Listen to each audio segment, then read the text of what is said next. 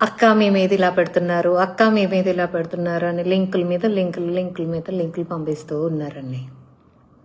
Okay, పంపించారు, చూశాను. Moreover first నేను I really thank to Lokesh గారు and I really thank to home minister గారు, రియల్లీ థ్యాంక్ టు పెంసాని గారు, and I'm really thank to Chintakayala Vijay గారు and my TDP team, తెలుగుదేశ కుటుంబ సభ్యులు అందరూ కూడా నన్ను ఎంతో బాగా సపోర్ట్ చేస్తూ పొద్దున నాకు ధైర్యం చెప్తూ, ఏంటక్కా వీళ్ళిలాగా అంటూ ప్రతి నిమిషం నాకు మెసేజ్ చేస్తూ, నాకు కాల్స్ చేస్తూ, నా మంచి చెడు కనుక్కుంటున్న అందరికీ చాలా చాలా థ్యాంక్ యూ. నేను ఏం సంపాదించుకున్నానని నాకు ఎప్పుడూ అనిపిస్తూ ఉంటుందండి. నిజంగా చెప్తున్నా, నా టీడీపీ కుటుంబాన్ని సంపాదించుకున్నాను. నాకు ఇవాళ చాలా సంతోషం అనిపించింది. నన్ను బాధ పెట్టాలని నా కుటుంబ పరువుతో ఆడుకుంటూ మొదలుపెట్టిన వైసీపీ పైశాచికత్వానికి అంటే ఎక్కడో కొంచెం బాధ వేసింది. వేయలేదని నేను చెప్పనండి, వేస్తుంది. మనిషి అయి పుట్టిన వాడికి ఎవరికైనా వ్యక్తిత్వ హననం అనే దాని మీద తప్పకుండా బాధేస్తుంది. కానీ మీ అందరి సపోర్ట్ తోటి, మీ అందరూ నాకు ఇచ్చిన సపోర్ట్ తోటి, నాకు ఇచ్చిన మనోధైర్యంతో, అసలు నా మీద మీకున్న ఒక అటెన్షన్, అక్కకి అన్యాయం జరుగుతోందే, అక్కని ఇలా అంటున్నారే అనే ఆలోచన, ఒక తపన నాకు పంపిస్తూ, నాకు కాల్ చేస్తూ, ప్రతి నిమిషం నా మంచి చెడు కోరుకుంటున్నందుకు నిజంగా నేను నాకేం పదవులు సంపాదించుకోకపోయినా నాకు పర్వాలేదు అనిపించిందండి ఇవాళ. అంత సంతోషం వేసింది నాకు.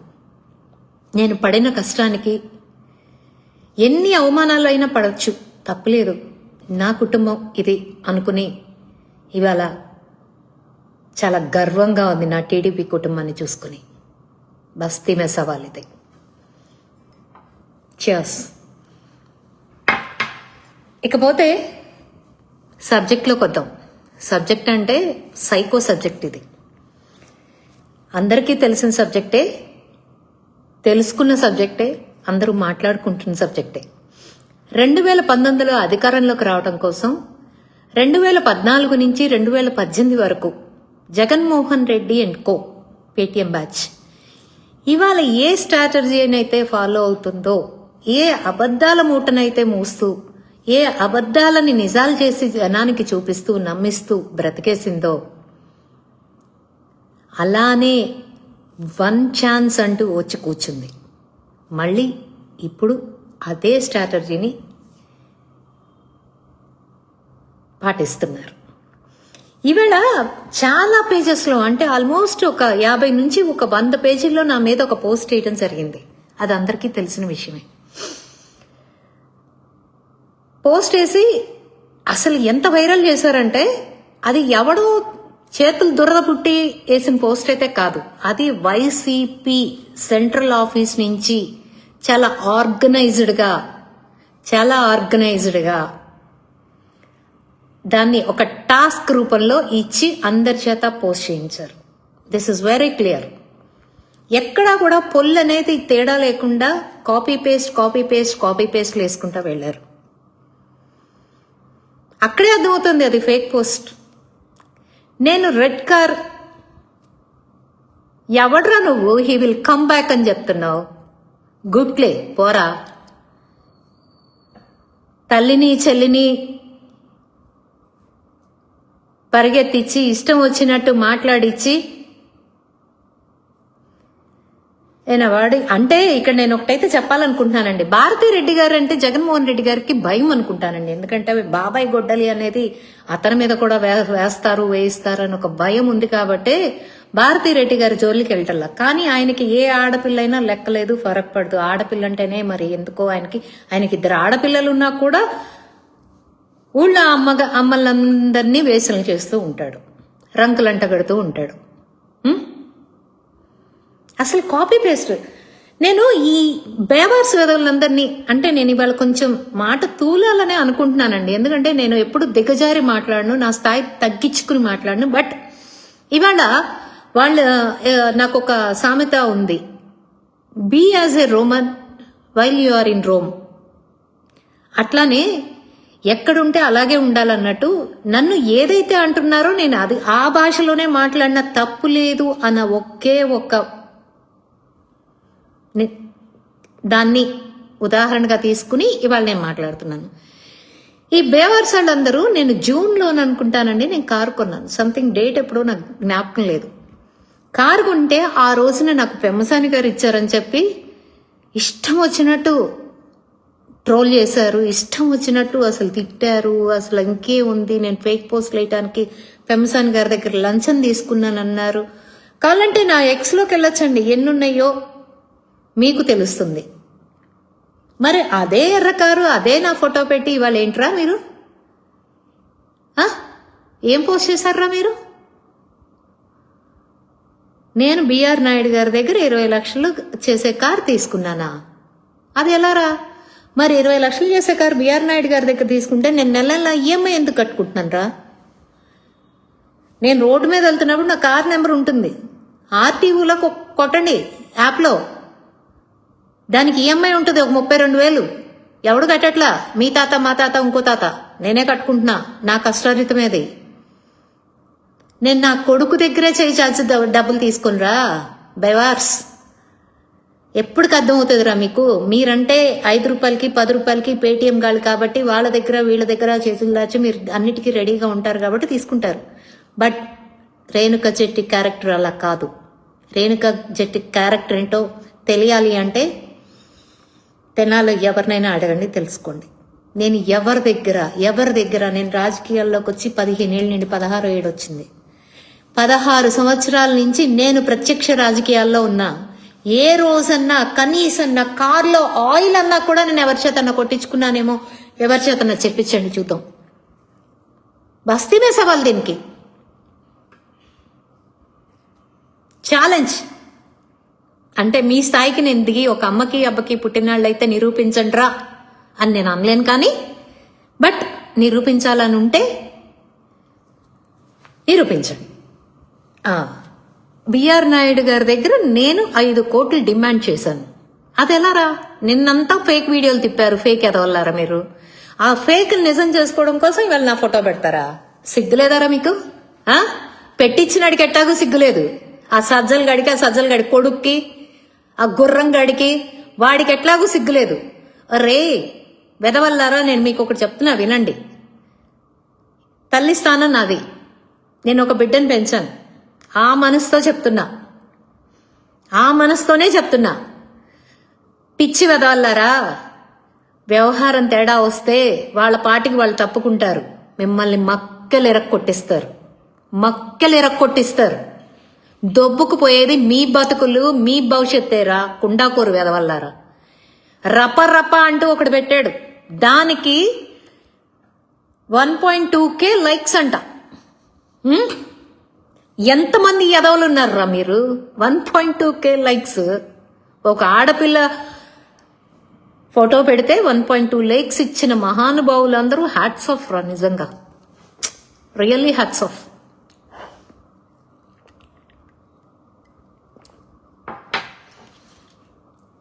మీ సంస్కారం లేనితనానికి ఏంటి అస్సలు ఏమాత్రం కూడా భయపడకుండా తప్పు చేయడానికి ముందుకొచ్చేస్తున్నారు చూడండి మీరు. చూడండి అసలు అన్ని ఒకటే పోస్టులు.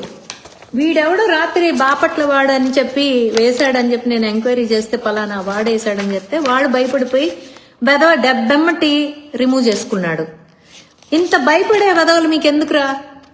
సేమ్ కంటెంట్ ఎవడేసినా కూడా సేమ్ కంటెంట్ చూసుకోండి, అక్షరం పొల్లు పోకుండా సేమ్ కంటెంట్.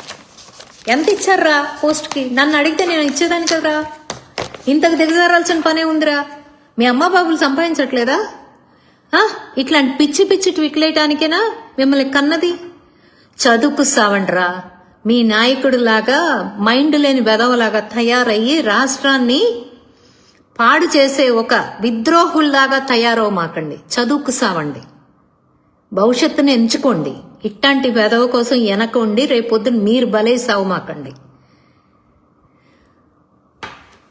ఇంకేంటయ్యా 5 కోట్లు డిమాండ్ చేశానా? నేను రేణుకా జెట్టి అనే పర్సన్ టీటీడీ చైర్మన్ అయిన బిఆర్ నాయుడు గారి దగ్గర నుంచి ఏ రోజైనా కానీ ఒక్క లెటర్ తీసుకున్నట్టు ప్రూవ్ చేయండి రా. నా ఆస్తి రాసిస్తా. నా ఆస్తి రాసిస్తారా మీకు? నా కొడుక్కి నేను ఏదో ఒకటి చెప్పుకుంటా. ఒక్క లెటర్ నేను తీసుకున్నట్టు మీరు ప్రూవ్ చేయగలిగితే నా ఆస్తి రాసిస్తారా పై? చూసుకోండి మరి. రే తెనాల్లో నేనేమి అడుక్కోట్లా. నాకంటూ ఒక స్టేటస్ ఉంది. నా కుటుంబానికి ఒక లెగసీ ఉంది. దాన్ని నేను చేస్తున్నా. నేను నిజం చెప్తున్నాను రా భయ్. మీరు ఒరిజినల్ అకౌంట్ పెట్టుకుని రండి, చూసుకుందాం. సలీం గారిని ఏం చేయగలిగాను అనేది మీ ప్రశ్న అయి ఉండొచ్చు. సలీం గారిని ఏం చేయలేకపోయారు, మమ్మల్ని ఏం చేస్తారు? పచ్చిబూతులు తిట్టిన సలీం గారిని ఏం చేయలేకపోయారు? కంగారు వద్దు సుందరవదన, అన్నీ జరుగుతాయి. ఎవ్వరు దిగులు పడమాకండి. ఒకళ్ళకి అట్టు పెట్టి ఇంకోళ్ళకి అట్టున్నర పెట్టలేదనో, లేకపోతే ఇంకొకళ్ళకి అట్టున్నర పెట్టి ఇంకోళ్ళకి అట్టు పెట్టలేదనో బాధపడమాకండి. ఎవడి కోట వాడికి ఉంటుంది. అర్థమవుతుందా రాజా? దేవుడి మీద వ్యాపారం చేసి కల్తీ నెయ్యి అమ్ముకుని కల్తీ నెయ్యి తీసుకొచ్చి దేవుడి ప్రసాదంలో కలిపి దేవుడి ప్రసాదాన్ని తయారు చేసి ఇవాళ అది బయటపడేటప్పటికి ఈ రకంగా విచ్చలవిడిగా రంకుతనాలు అంటకడుతున్నారే మీరు. పైన దేవదేవుడు లేడనుకుంటున్నారా? పావురాలు గుట్టను ఒక్కసారి గుర్తు తెచ్చుకోండి. పీస్ అయిపోయిన పావురాలు గుట్టని. నేను ఎప్పుడూ కూడా నా అకౌంట్స్ రేణుకా జట్టితోనే ఉంటాయి. వెళ్ళి చూసుకోండి. రేణుకా జట్టి ఎక్స్ అయినా కానీ, రేణుకా జట్టి ఇన్స్టా అయినా కానీ, రేణుకా జట్టి ఎఫ్బి అయినా కానీ, ఏ అకౌంట్ అయినా రేణుకా జట్టి. ఓన్లీ ఒక అకౌంటే విజయ్ జట్టి అని ఉంటుంది.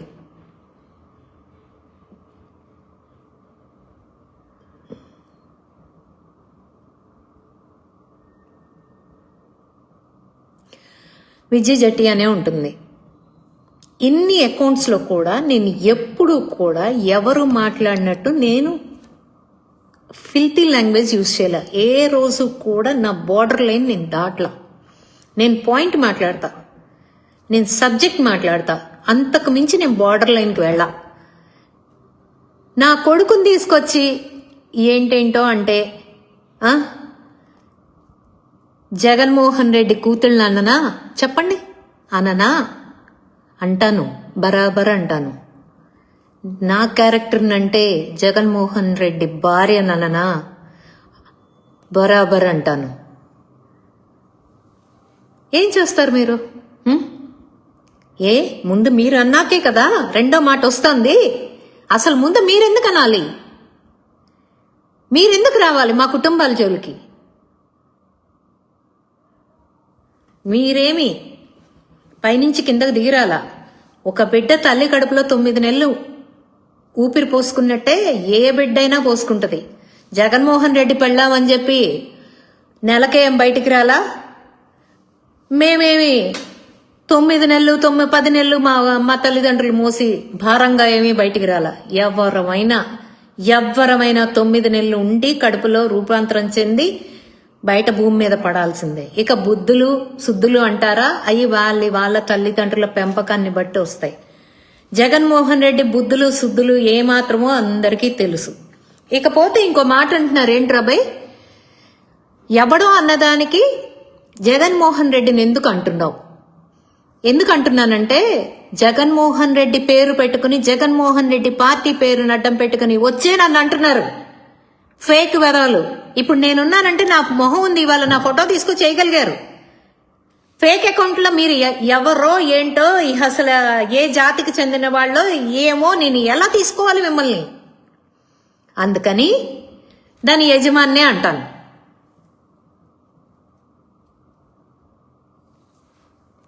మీ అందరినీ పెట్టి పెంచి పోషిస్తున్న మీ యజమాన్నే నేను అంటాను. నాకు మీ అడ్రస్లు తెలియగా. వాడెవడో సాలికొంపలంట. సాలికొంపలు అనే పేరు ఏంట్రది? అంటే మీరంతా సాలికొంపలాళ్లేనా? అందుకని అందరూ ఒక ఆడా మగగా ఉన్నారు అంటే ఇంకా వాళ్ళకి మీ దృష్టిలో ఒక ఆడా మగ ఉన్నారు అంటే వాళ్ళు రంకుతనం తప్ప రెండోది లేరు బై. తోడబుట్టిన వాళ్ళు లేరు, ఇంకో లేరు. ఎన్ని బంధాలు, బంధుత్వాలు, స్నేహాలు ఎన్ని ఉంటాయిరా అబ్బాయి.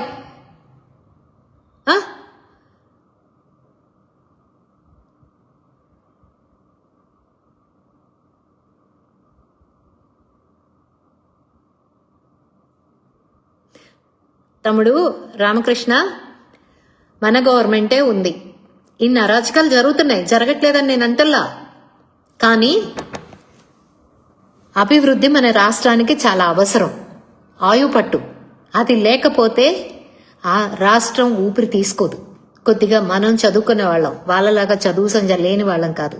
మన రాష్ట్ర అభివృద్ధి జరగాలి అని మన నారా చంద్రబాబు నాయుడు గారు, లోకేష్ గారు అహర్నిశలు కష్టపడుతూ, పవన్ కళ్యాణ్ గారితో సహా కూటమి ప్రభుత్వం అహర్నిశలు కష్టపడుతూ ఏ రూపాయి పెట్టుబడి ఎటువైపు నుంచి తీసుకురావాలి, ఏ ఉద్యోగాలు ఎవరికి కల్పించాలి అని చెప్పి ఆలోచించే దాని మీదే ఉన్నారు. గత 5 సంవత్సరాల్లో నిన్న నేను ఎక్స్లో అదేంటది గ్రోక్ అడిగాను. నేను ఏమడిగాను? నేను జగన్మోహన్ రెడ్డి రాజకీయాల్లోకి వచ్చినాక ప్రైవసీ అనేది కోల్పోయారా, స్వేచ్ఛ అనేది కోల్పోయారా లేదా అని అడిగితే, రాజకీయాలకు వచ్చినాక అని నేను చెప్పలేను, కానీ 2019, 2024లో మాత్రం మహిళలకి అన్ని రంగాల్లోనూ హింసే కనపడింది. ఒక్క నారా చంద్రబాబు నాయుడు గారి పరిపాలన వచ్చిన తర్వాతే 5.6% క్రిమినల్